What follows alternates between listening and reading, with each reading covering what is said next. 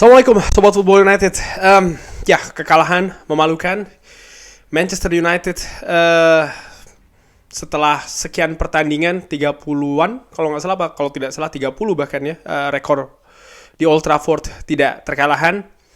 Terakhir kalah di Old Trafford ketika menghadapi Brighton musim lalu di pertandingan pembukaan, dan rekor itu juga ya secara ironis juga berakhir di tangan Brighton. Brighton mengalahkan Manchester United 1-3. Menurut gue, ya sebelumnya, sebelum review, terima kasih Sobat Football United yang bergabung di live commentary. Terima kasih komentar-komentar yang sopannya dan tidak spam. Yang belum bergabung di live commentary bisa bergabung di live commentary selanjutnya. Review pertandingan Manchester United tampil dengan formasi yang berbeda. Banyak yang berpikir akan bermain dengan 4-2-3-1 dengan Facundo Pellistri di kanan karena absennya Anthony dan juga tidak tersedianya Jadon Sancho. Tapi Erik ten Hag memakai formasi yang berbeda, Diamond atau 4-3-1-2. Sergio Reguilon debut bersama Manchester United, tampil di posisi bek kiri. Yang mengejutkan adalah tampilnya Scott McTominay tentu saja di gelandang tengah, dan Rasmus Højlund starter dari awal. Menurut gue, sebelum gue berbicara lebih lanjut, setelah gue lihat pertandingannya, ya kan, review statistiknya dan lain-lain, gue melihat dalam hal ini Erik ten Hag yang melakukan kesalahan. Erik ten Hag yang melakukan kesalahan. Kesalahan keseluruhan? Sebenarnya tidak. Karena apa? Manchester United dengan formasi ini, dengan 4-3-1-2 atau dengan formasi 4-4-2 Diamond ya, selama 20 menit babak pertama tampil luar biasa, tampil baik. Bagaimana Brighton sangat kesulitan untuk bisa lepas dari tekanan Manchester United. Pemain Manchester United sangat disiplin dalam menjaga teritorinya, dalam melakukan pressing. Pemain Manchester United sangat dominan di penyerangan. Pemain Manchester United juga tampil dengan determinasi, agresi yang juga sangat tinggi. Tapi situasinya berubah setelah Brighton mencetak gol duluan melalui Danny Welbeck. Mereka punya satu kesempatan dan mereka memanfaatkan peluang itu 1-0. Dan setelahnya gue melihat ada perubahan permainan dari Brighton. De Zerbi nampak lebih pemain Brighton lebih memanfaatkan sisi lebar dari lapangan.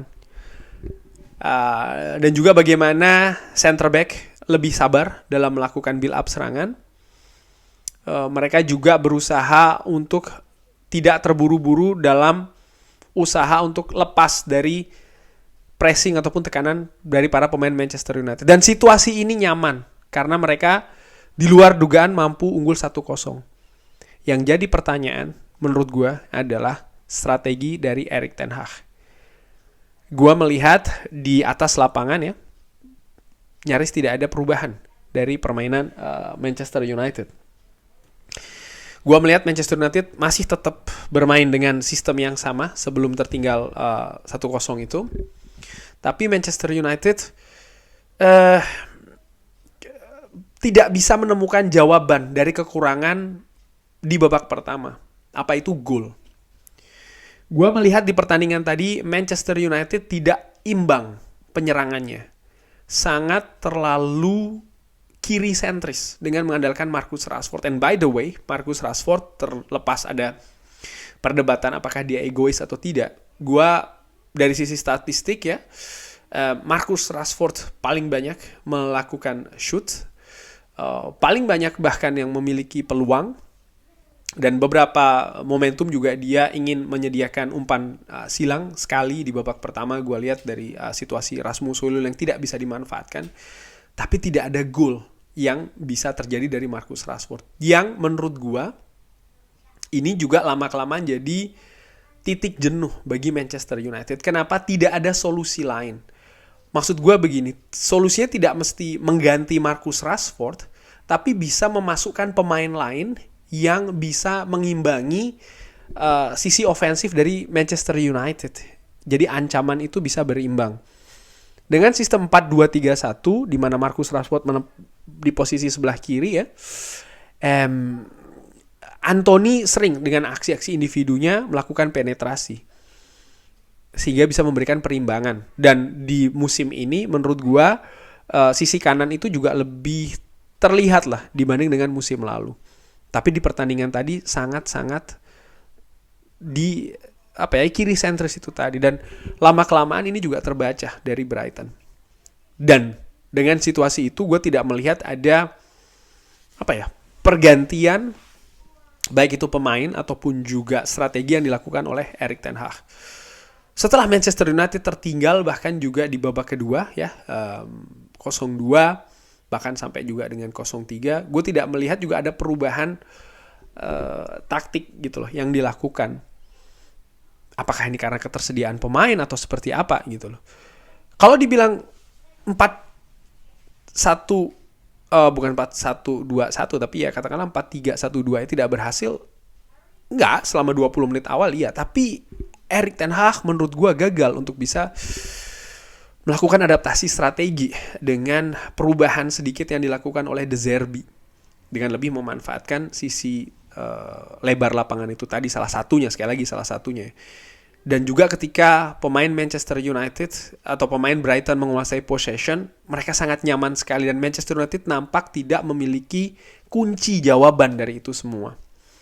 Kekalahan ini lebih menyakitkan karena dibandingkan dengan kekalahan menghadapi Arsenal ya. Ketika menghadapi Arsenal menyakitkan juga, namanya kekalahan menyakitkan. Tapi di situ gue melihat Manchester United sebenarnya ya sampai dengan perpanjangan waktu akhirnya kalah di periode tersebut kan, bahkan sempat hampir menang ketika gol dari Garnacho akhirnya dia anulir. Tapi tadi gue menilai secara ringan amatiran strategi dari Erik ten Hag tidak berjalan, bahkan De Zerbi yang lebih cerdik.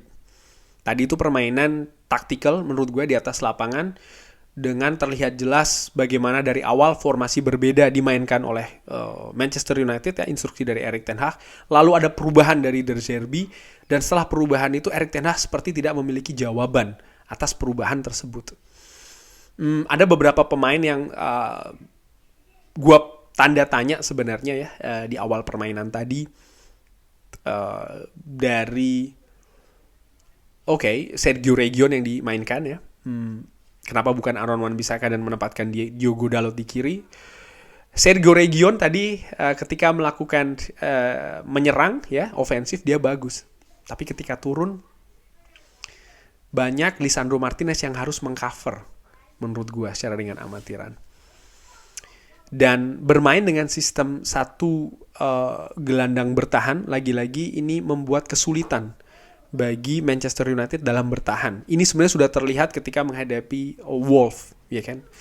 Dan kali ini Brighton mereka punya striker yang lebih, pemain depan yang lebih klinikal lah, katakanlah demikian, dan akhirnya mereka mampu membuat bahkan sampai 3 gol.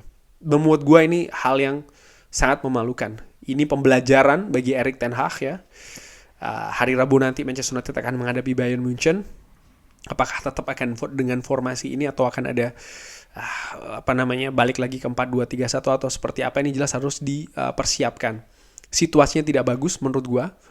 Gua baca di beberapa pemberitaan bahkan Manchester United dibu oleh fansnya sendiri karena memang permainan yang tidak bagus ya. Kalau gua nilai dari perjalanan Manchester United sampai dengan sejauh ini, ketika menghadapi Wolves bermain tidak bagus tapi menang, masih melegakan. Ketika menghadapi Tottenham Hotspur tidak bermain secara konsisten, itu kuncinya ya. Ketika menghadapi Nottingham Forest, Manchester United tampil luar biasa walaupun tertinggal duluan. Ketika menghadapi Arsenal kalah tipis lah menurut gue ya. Walaupun dari skor tentu saja 3-1, tapi bagaimana situasi di atas lapangan. Tapi kali ini menghadapi Brighton kalah memalukan menurut gue karena bagaimana dari sisi strategi tidak berjalan ya kan. Brighton sangat, terutama di babak kedua sih gue menilai ada dominasi di sana. Manchester United mengalami penurunan permainan dan ada strategi yang tidak diadaptasi gitu loh. Artinya De Zerbi melakukan perubahan gaya, melakukan strategi ya, taktik, tapi dari Erik ten Hag dan juga tim kepelatihannya tidak ada atau tidak bisa menemukan jawabannya. Sobat Football United tahu kan gue selalu mendukung manajer, tapi kali ini gue melihat Erik ten Hag bertanggung jawab sih atas kekalahan ini dari strategi yang dia pilih. Tapi apakah ini terus berujung dengan out? Gue juga harus berusaha, atau bukan berusaha ya, harus bersikap realistis juga. Musim lalu ketika 4-0 pun juga banyak suara-suara seperti itu. Memang ada adaptasi pembelajaran yang harus terus dilakukan. Situasi squad dari Manchester United juga sangat tidak menguntungkan kali ini. Banyak pemain yang cedera tentu saja. Lalu situasi internal juga sedang tidak bagus ya. Pilihan juga terbatas, itu juga dijadikan pertimbangan. Dan seperti biasa sih menurut gue, kalau seandainya out, terus siapa yang menggantikan? Manchester United harus mulai lagi dari nol. Dengan perubahan skuad yang terjadi dari musim lalu dan juga musim ini, Manchester United harus mulai lagi dari nol. Dan menurut gue itu bukan jawabannya. Menurut gue jelas ini kekalahan ini merupakan hal yang memalukan, hal yang tidak menyenangkan ya tentu saja. Tapi bagaimana gue melihat, memang inilah proses dari perjalanan di mana Manchester United masih belum berada di tujuan, masih berada di perjalanan itu tadi, di mana ada banyak hal yang bisa terjadi ya di saat-saat itu. Musim lalu juga kekalahan telak ya kan, kekalahan di kandang juga, dan musim ini pun juga demikian. Yang gue harapkan adalah nih sekali lagi ya, proses pembelajaran betul, bagaimana harus bersikap dengan perubahan-perubahan yang ada di atas lapangan. Yang gue maksud adalah ya Erik ten Hag dan juga tim kepelatihan Manchester United. Ada waktunya taktik itu berhasil, dan ketika itu terjadi gue berikan pujian ya. Itu terjadi musim lalu. Itu bahkan terjadi juga ketika menghadapi Arsenal ya kan. Walaupun sayang Manchester United kalah, ada banyak pendapat terkait dengan kekalahan tersebut. Dan di sini, di pertandingan menghadapi Brighton, gue melihat memang taktik yang tidak berjalan dari Erik ten Hag. Dan itu harus ya dijadikan pembelajaran dan juga tentu saja perubahan ya ke depannya. Ada kejadian menarik, bagaimana gol dari Rasmus Højlund yang dianulir. Di live commentary gue katakan Manchester United harus bisa 1-1 nih. Karena setelah 1-0 situasinya tidak menguntungkan di atas lapangan. Manchester United sangat kesulitan ya. Dan ketika itu tidak terjadi, yang gue takutkan adalah adanya penurunan penampilan di babak kedua. Dan itu yang terjadi. Dan itu dihukum oleh Brighton. Ketika situasi 2-0 bahkan 3-0, tidak ada perubahan taktik. Yang berarti menurut gue sulit Manchester United untuk bisa mengejar ketertinggalan. Gol yang tercipta dari Hannibal Mejbri juga itu lebih karena keberanian dari Hannibal Mejbri yang mengambil inisiatif tendangan dari jarak jauh ya. Ya sekarang tim harus bersiap menurut gue untuk menghadapi Bayern Munchen. Gue sangat paham pasti situasinya akan lebih banyak pesimistis ya, terutama setelah mengalami kekalahan menghadapi Brighton ini. Cuman ya inilah realitanya. Kurang lebih demikian preview kali ini. Terima kasih sudah menyaksikan. Jangan lupa like, subscribe. Assalamualaikum warahmatullahi wabarakatuh.